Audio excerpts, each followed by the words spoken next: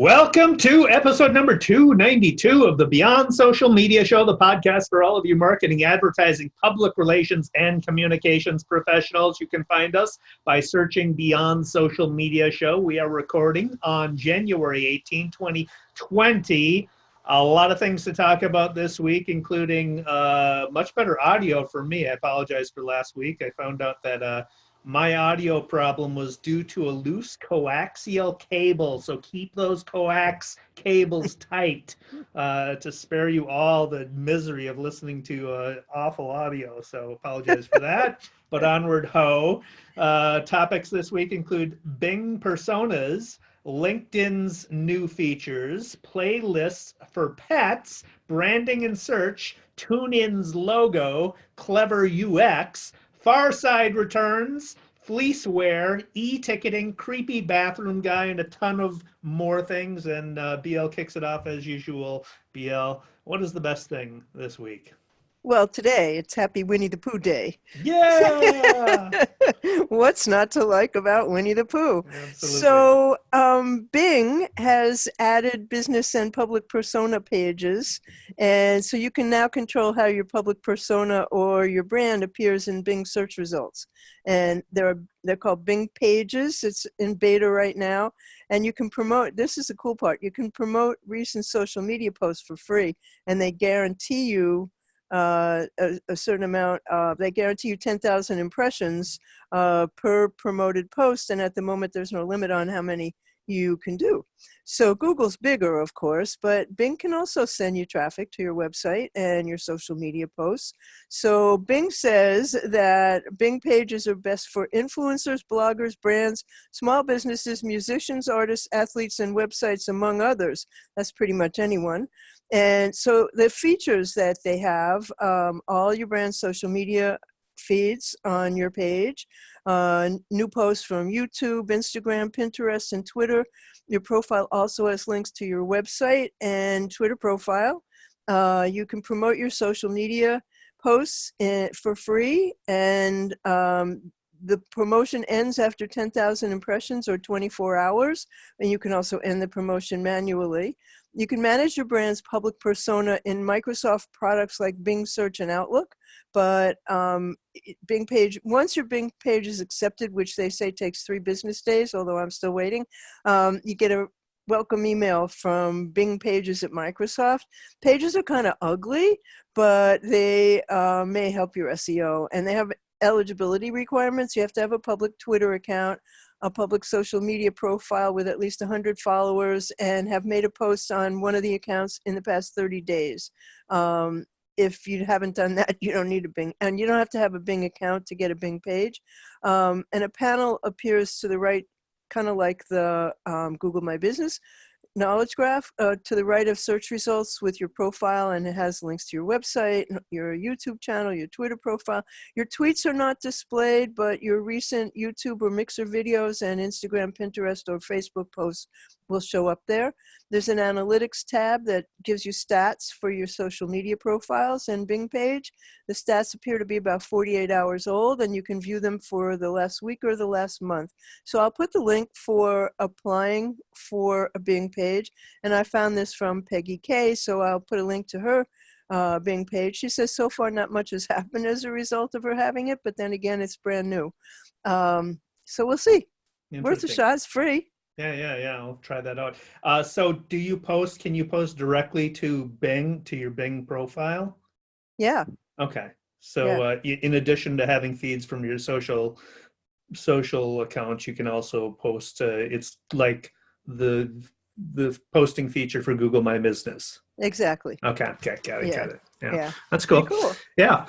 So another new development in social. This is from LinkedIn. This is Matt Southern from Social Search Engine Journal reports. LinkedIn has 3 new page features that you should know about. One of which is an invite to follow. So page managers can invite their first-degree connections to follow their page.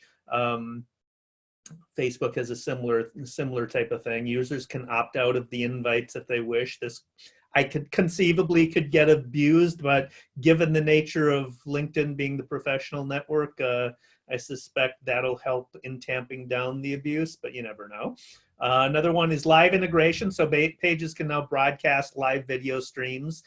Page managers can apply Oh, for. everybody can do it? Yeah, you can Oh. you apply for it. So page managers apply for the feature on the LinkedIn Live site. We'll put a link to that in the show notes.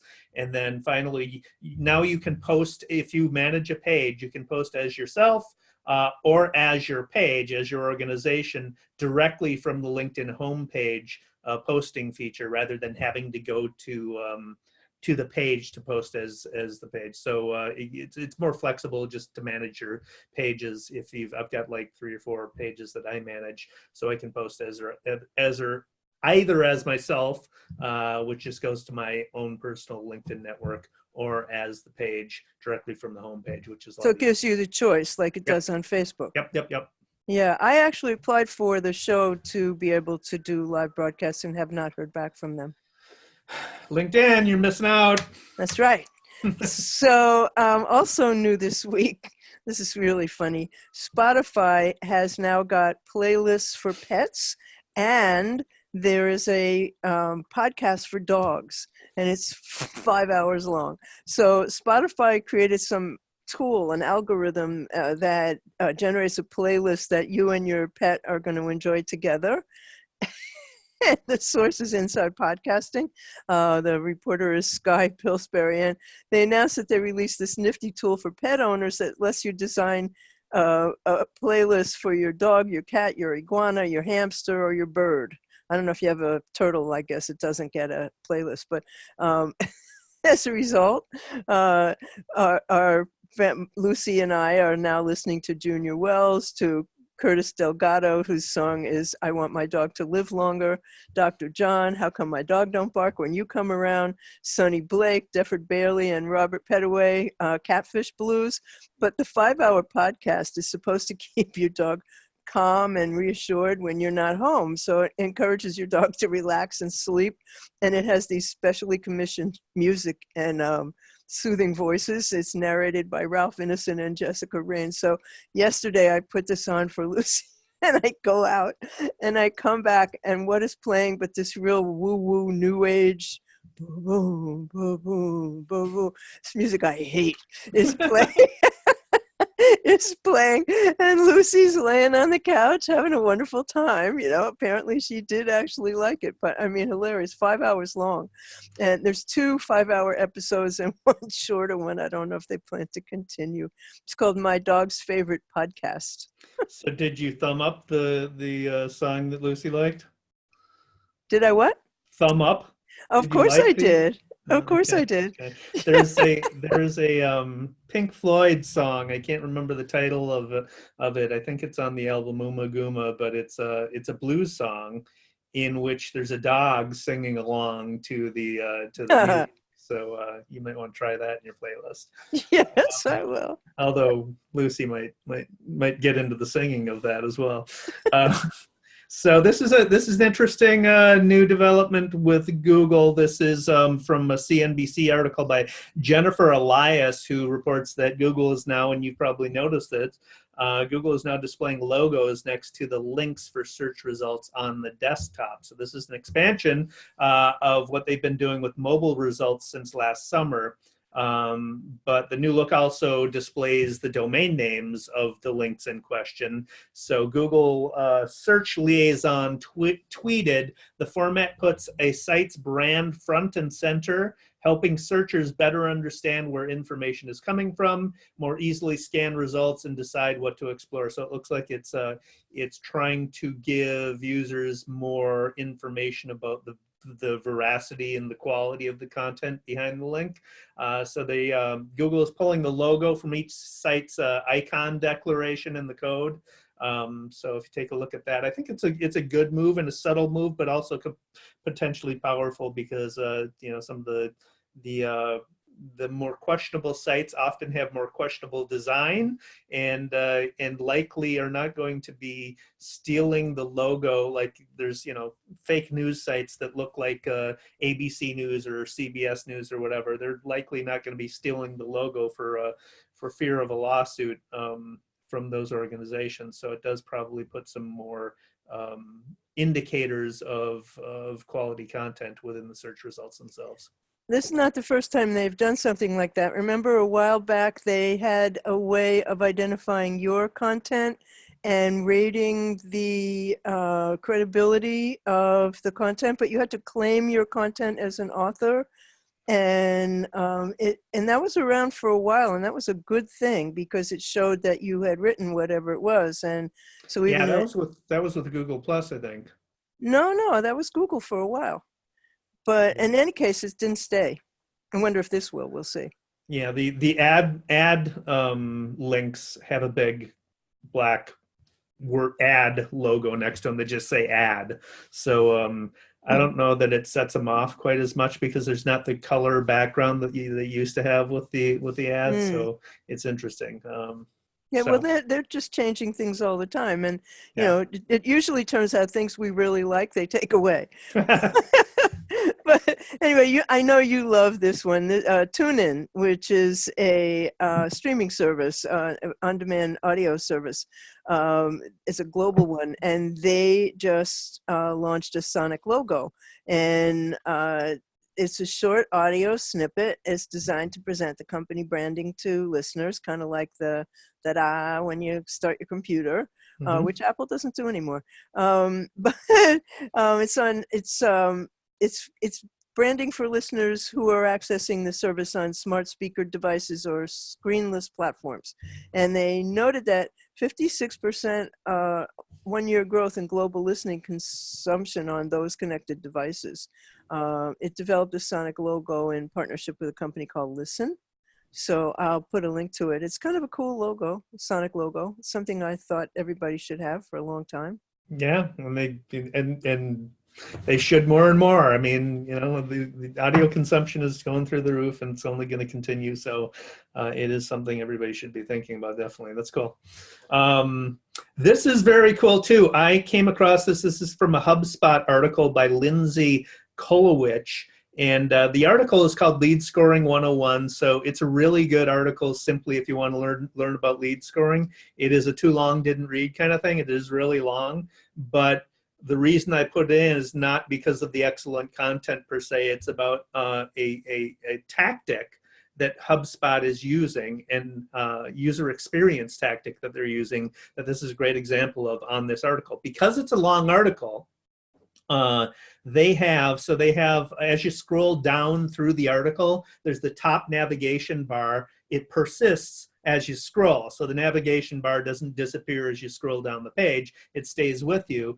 And along with that, at the bottom edge of the navigation bar is an orange line that continues to stretch horizontally across the page as you scroll further down the page. So that's an indication of your progress through the article. When you get to the bottom of the page, the orange line has reached all the way across, I like that. horizontally across the page. So it's just a very clever user experience tactic to tell people where they are in the article and how soon they're going to be finished with it. So I thought I'd include that in the show notes. I'll put a link to the article so people can try it themselves. I like that idea. A lot of articles tell you how long it should take to read, you know, 6 minutes, 3 minutes, whatever. But I like that better. Yeah. People read at different speeds anyway. Right. Yeah, I don't have any more good news. So if you do, I got one more definitely, and this is good, and this is from actually last month, but I haven't gotten around to it till now. But still, everybody needs to know this. This is from The Verge's Danny Lee, who reports that Gary Larson, remember Gary Larson? I loved him. Gary Larson of Farside is back, and he's online. So last month, the Farside website launched, and it will periodically post new comics from Larson. There's from a letter on the page, it says, "Years ago, when I slowly started realizing I had a second publisher and distributor of my work known as Anyone with a Scanner and Associates, I did find it unsettling enough to write an open letter to whom it may concern, explaining best as I could why I preferred that people doing this would kindly refrain." So the cartoonist says he's trying to take back control, and it's been an uphill slog. but he hopes that giving his comics an official home online will help temper, quote unquote, help temper the impulses of the infringement inclined. So we'll see if that works, but fantastic. I can't wait to continue to go there, because Farside was one of Hilarious. my favorite. Tell me your favorite. My favorite is the days before. The caption reads "the days before TV," and it's a family with the mother and father sitting in a reclining chair and two kids on their bellies with their hands propped up on their heads, and the dog sitting, and they're all staring at a blank wall. Mine is, there's the kid with the beanie who shows up a lot, and he's hiding, and there's a truck going by. It looks like an ice cream truck, but on the side it says liver and onions. Absolutely. So there's that. The thing with the comic sites is I didn't see a way to subscribe. Maybe there is, but I didn't look hard enough. But maybe he hasn't gotten around to that yet. Right. But the other thing on this, and I noticed it when I was is that there's a fascinating cookie notification. So since GDPR passed, all of these sites have the ribbon across. You need to accept it. We have a new privacy policy. Click to accept it, blah, blah, blah. This one is the most transparent I have seen. It is in the upper right-hand corner when you when you go to the site, and it's very prominent, so you can't miss it. And it reads, Andrews McMeel Universal, the company behind the Far Side, uses and allows third-party advertising partners to place cookies on this website to understand site usage, recognize your repeat visits and preferences, and facilitate advertising. By continuing to use this website, you consent to the placement and use of cookies described in our privacy policy as linked to the privacy policy. I have never seen a notification that explicit and that transparent. And I think that actually goes a long way towards people accepting the cookies rather than just saying, you got to accept it. So, well, I usually just ignore it. I mean, what happens if you don't accept it? Nothing. Nothing, right. But now, I mean, I didn't include this story, but I should have. Google Chrome is going to stop using cookies. Safari is going to stop using cookies. Cookies are apparently going to go away, I guess, because they can't quite figure out how to, adhere to the law. I don't know. There's a massive shift happening in analytics that we're all going to have to figure out, because people do want personalization. They do want the benefits of having tracking, but they don't like to put privacy up for many very legitimate reasons is a major concern with people. But the methodology that we've all become used to for the past 20 plus years is changing drastically. So that is something we're going to keep our eye on. Yes, we will. So does that bring us to worse news? It does. What do you got? Well, this is really sad. There are 24 Android apps, at least, that have been exposed because they are fleecing people. This is from Tom's Guide, and the reporter is Mark Spoonhour, and security researchers from a company called Sophos exposed these Fleeceware apps. So they've they've been downloaded by more than 600 million people who are using Android, and they all have free trials. And when the free trial is up, they keep charging you, even if you follow the procedures to cancel, and even if you uninstall the app. So, and they're mostly like kind of crummy apps, like fortune telling, and not really business apps. But one fortune telling app was charging $69 a week. Oh my God. Yeah, $3,600 a year. So they continue to abuse that trial mechanism, and they have these charges even after they're uninstalled. It's less than 25 apps, but nonetheless, they're from fortune tellers, instant messages, video editors, and beauty apps. And so the two biggest takeaways from the report are that uninstalling the app does not cancel the trial, and they're saying rigorously avoid installing anything that has a free trial that needs a credit card. And so Sophos says it pays to treat apps like these with suspicion. Read reviews, which you should always do, before you install the app. Keep in mind that app publishers might also be manipulating reviews by filling them with 5-star ratings that don't tell you much. So, buyer beware. But when you have a free trial with a credit card, that's apparently a danger. And I've been reading that like Google Play is turning into sort of a cesspool. So that's a problem. And that's where this happened. Well, I mean, there's pluses and minuses to the way that to having an open operating system like Android, like Google has. The pluses is a lot more interesting apps are developed for it. The minus, obviously, is control. So Apple has locked down their app store, and they have Yeah. total control over it. They don't have this problem. So, Right. so yeah, there's that. My question, though, is who in the world can possibly be that worried about their future that they are willing to pay $69 a week for a fortune teller app? They're not. They didn't know they were going to pay that. That's the whole point. It said free trial. And then at the end of the free trial, all of a sudden they found these charges. Right. So if they said up front, it's going to cost you $69 a week or $3,600 a year. So they're not even saying it's the free trial, but they don't say when the free trial ends and how much it's going to cost after it ends? Well, if they tell you that it's a free trial for however long, but they don't tell you how much it's going to cost after it ends.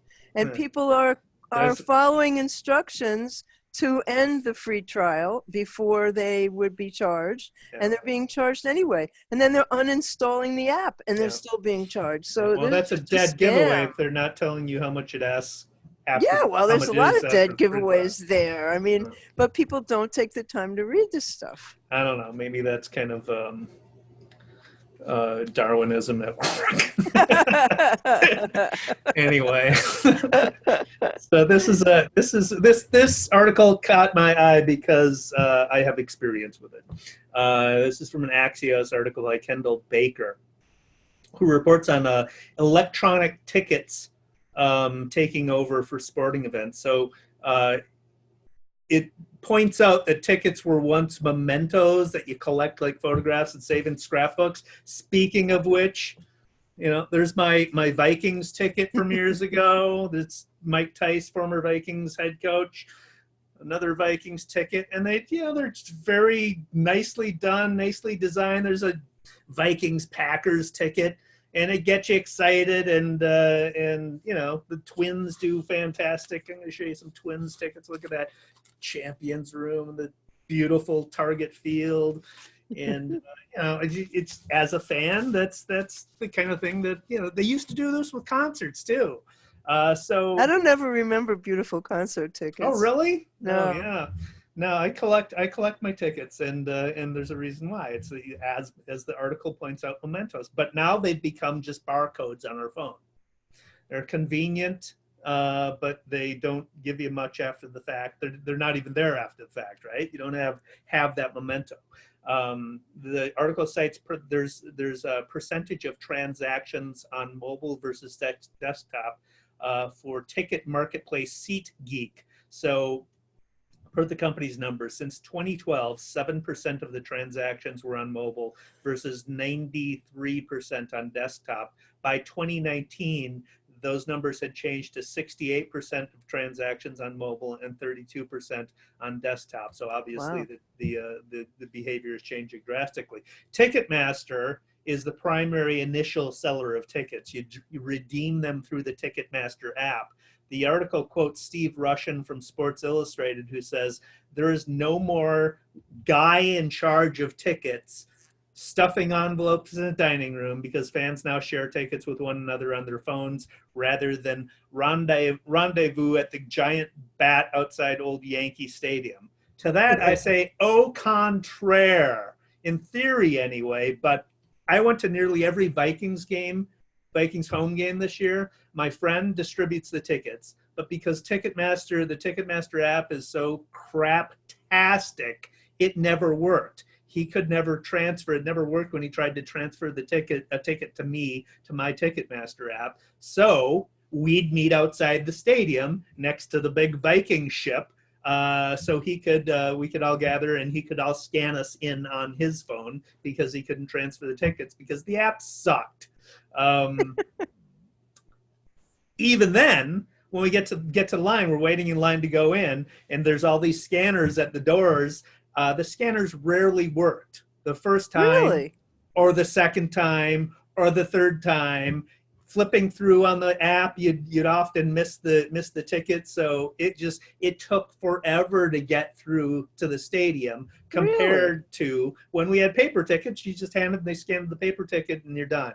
And then we had really nice tickets, so we not only were scanned at the point of entry to the stadium, but then also when we got into the exclusive place too, they scanned us again, and those it took forever. It was ridiculous. They were But making sure you weren't interlopers. well, I mean, it's completely classism too, right? I mean, who if you don't have the Ticketmaster app, if you can't buy online, then you're kind of out of luck, right? Said nothing about the cost of the tickets. This is only sports, or this is in general? Well, I think it's in general for sporting events, but this is my experience with the Vikings in particular. But the article points out, so they've got your seat number. They sold your tickets. They've got your seat number. You've got the app, so they've got real-time data. And if you're using the app for transactions, then they've got wallet transactions. They got geolocation. And teams are creating personalized experiences and promotions for individual fans. And I actually had this experience too, because they will take photos of you while you're in your seat during the game, and then send you that photo after the game. So I've actually got pictures from the system that they've got. But they also know which vendors you've gone to, when you got up in your seat and where you went, when you got back to your seat, and where you go after you leave the stadium, right? Because the app's always on your phone. So they're collecting a ton of data. These apps really are all about the data, and they don't really care if it takes forever to get into the stadium. If the experience of getting in the stadium is less than ideal, what they've got is the data. And data is the new oil, right? It's definitely dystopian. Yeah. So I don't have more bad news. Okay, I got one more, and this last week I talked about a stupid ad. Here's another. I don't know if it's this is really stupid, but yeah, it's stupid. So Kohler is the faucet company, right? The company that makes faucets and toilets. And toilets.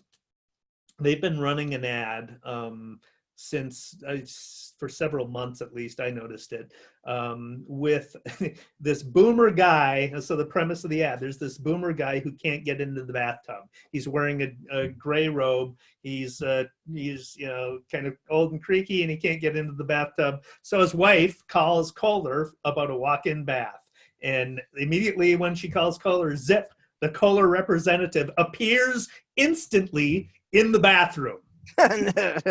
And with a point of the finger, he installs a walk-in bathtub. The boomer guy takes off his robe, tosses it to the Kohler representative, and walks into the bath. So naked, walks into the bath. The boomer guy enjoys his bath while the Kohler rep is watching, extolling the virtues of the product. On the video in YouTube, there's a commenter who kind of sums this up perfectly. The commenter says, "This is one of the most surreal, subversive TV commercials I've ever seen, at least one for a product for the elderly. Let me break it down. 1, the wife never notices the phone operator that appears in the bathroom while the husband looks stunned. The husband clearly undresses in front of the operator, throwing him his robe while the operator smiles and goes about his sales pitch. 3, the husband then says, 'Are you seeing this?' to the wife, who doesn't acknowledge him or the operator. 4, the husband then looks to have an orgasm in the bath while he's watched by the phone operator. 5, then finally the husband says, 'We need this,' and the operator smiles and says, 'Yes, yes you do,' again, all while not being acknowledged by the wife." What in the hell? I mean, the other really, that's ridiculous. The other really stupid commercial is a Folgers coffee commercial. And this woman walks into the bathroom and she opens up the shower and they're singing a song. You didn't realize you were going to be surprising your father-in-law, Steve. And there's this old guy all soaped up in the shower with an aide behind him giving him a shower. and then they're all in the kitchen having coffee, and the old guy comes in. He still has soap on him, and he's standing there with the family, and they're all smiling, and they're singing about, how great Folger's coffee is. I'm like, wait a minute. Wow. There was like this naked old guy in the shower with another guy. Like, how do those things get approved? Good question. And does that sell any coffee, or does that sell any showers? Who knows? That was really a bad ad, Dave. So that brings us to shiny stuff. Yes, it does. This is not exactly shiny stuff, but so it applies to some shiny stuff. Google is getting rid of Chrome apps. They're phasing out support. They've been talking about doing this for quite a while, but they're phasing out support for Chrome apps across all their operating systems between this March 2020 and June 2021, but they're keeping Chrome extensions. The announcement, as often is true with Google, is a little confusing. It says this change does not impact support for Chrome extensions. Google will continue to support and invest in Chrome extensions for all existing platforms. I'm not 100% sure the difference between Chrome apps and extensions, but anyway, that's what they're doing. And the confusing part is the Hangouts Chrome app has been showing this warning that said it would be replaced by the Chrome Hangouts extension, and it's been saying that for over a year, so this is a surprise that was coming. So now, starting in June, most Mac, Windows, and Linux users will no longer be able to use the Chrome apps. Chromebook can continue to use Chrome apps until June of 2021. This will not affect extensions of mobile apps. Go figure. So that's what's happening. All right. Whatever it is. Google shutting down another thing. Yeah, exactly. So anybody who runs a blog will have experience with spam and how annoying it is, and how good a time suck it is. And so I recently discovered this. This has been around a while, but I just found out about Anti-Spam Bee WordPress plugin. It's free. It just works upon install, so you can just install it and it works. But it also has a lot of configuration options to fine tune it. Among them, and this is the reason that I'm citing it because some of these are really good features. You can trust approved commenters, which is good if you want commenting on your site. But you can also allow comments in only a certain language, or block or allow commenters from certain countries. That is a valuable feature. I immediately checked off Russia, China, and all of the people who aren't reading my blog, and clearly leaving spam because they could. That's where they come from. Yeah. So what is the point of doing that, though? I don't understand that. Well, I mean, they often it's links to crap. It's links to, but I don't approve pharmaceuticals, them, so or whatever. You know. Well, you still have to go and delete them. You have to look at them, yeah. But you can block people, so that they come back. They can't do anything because they're blocked from your site. Well, that's if they're people. A lot of these are bots. Well, no different. It's an IP address. Yeah, I guess. No. All right, so that's mine. I've got a pro tip. We're speaking of analytics. When you're doing campaigns, you typically get, if you're doing an ad campaign, you'll get analytics from, if you're doing Facebook or Twitter, whatever, you get analytics from them, which can include click-through rates. It can include view-through rates or whatever. But the most important thing you should do, the most important analytic or metric you should pay attention to, is those that are closest to what you want to accomplish. And typically that's getting somebody to your site and getting them to give up their email address or whatever, convert.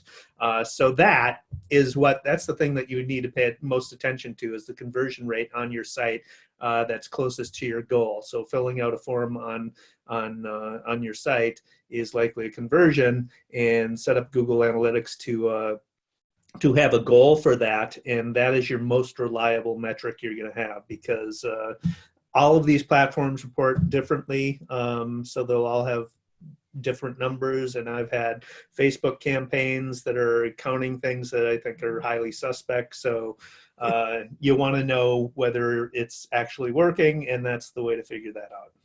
That's a good tip. All right, lastly, daily numbers. 1 trillion, the big trillion. This is from Statista, but we'll have a graph for this in the show notes so you can see the gradual rise to prominence. Google was founded in September 1998. In August 2004, the company is valued at $20 billion when it went public. On Thursday, it reached market capitalization of $1 trillion. So now Google Alphabet is the 4th most valuable public company, trailing only Apple and Microsoft in the U.S. and Saudi Aramco internationally. Aramco, thank you. Internationally. So there you go. Boy, that's really incredible. How much is the stock now? Oh, it was 1,000 something. God. Yeah. I bought it at 82. Damn. I sold it, so it doesn't matter. Anyhow, that brings us to the end of episode 292 of the Beyond Social Media Show. And to find us, just search for Beyond Social Media Show or tell your smart speaker to play Beyond Social Media Show. You will find links to everything we talked about here today at beyondsocialmediashow.com/292. And I'm here with David Erickson, who's on Twitter as D. Erickson, on Instagram as D.E. Erickson, on YouTube as eStrategy. He blogs at the wonderful eStrategyblog.com. I'm B.L. Ochman. I blog on Twitter. I'm on Twitter as What's Next. I blog at What's Next Blog.